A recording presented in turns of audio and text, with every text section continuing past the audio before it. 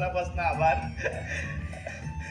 समर आणि माझ्या आयुष्याची नवी सुरुवात होते आणि कधी एकदा या नवीन प्रवासाला सुरुवात होते असं झालंय मला.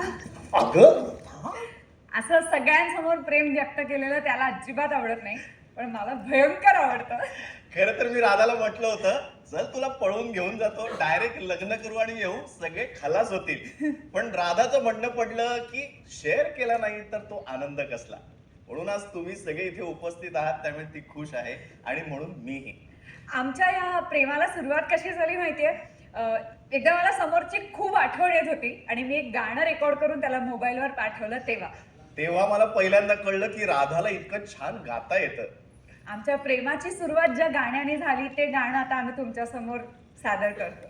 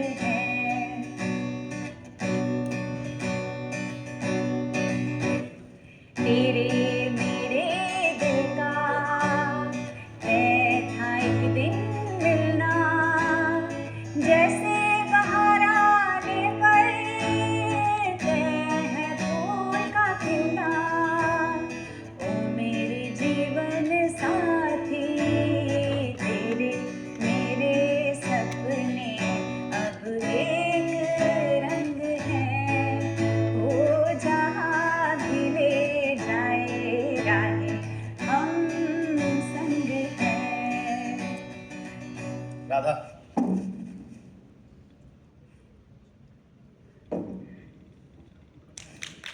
लाईन वगैरे लावून बसू नका. आम्ही तुम्हाला प्रत्यक्ष येऊन तुमच्या टेबलावर भेटणार आहोत, तुमचे आशीर्वाद घेणार आहोत. आणि हा, मी माणूस तसा प्रायव्हेट असलो ना तरी कचरू नाहीये.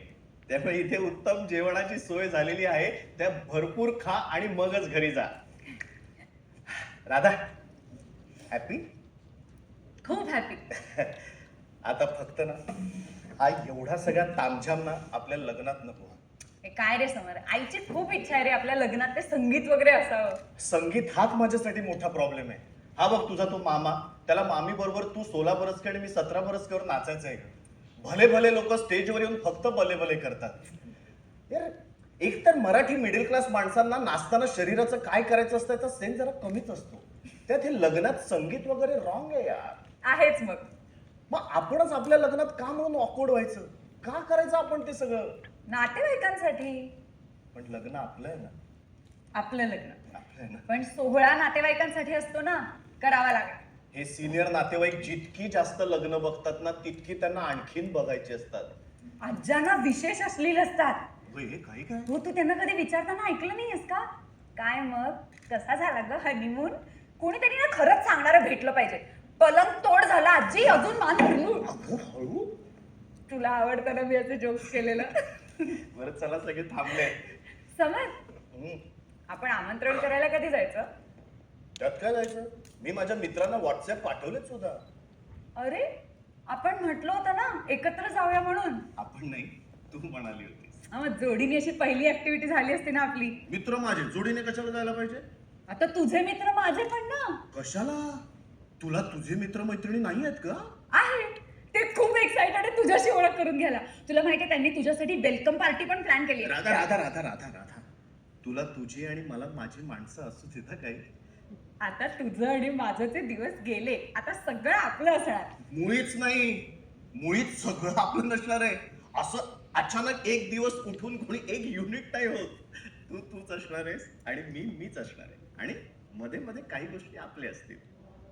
म्हणजे काय लग्नानंतर पण अशी सेपरेट ऍक्टिव्हिटी चालणार आहे का आपली? अर्थात. राधा राधा, तुला तुझी स्पेस आणि मला माझी स्पेस असू द्या काही. पण मग आपलं काय असणार?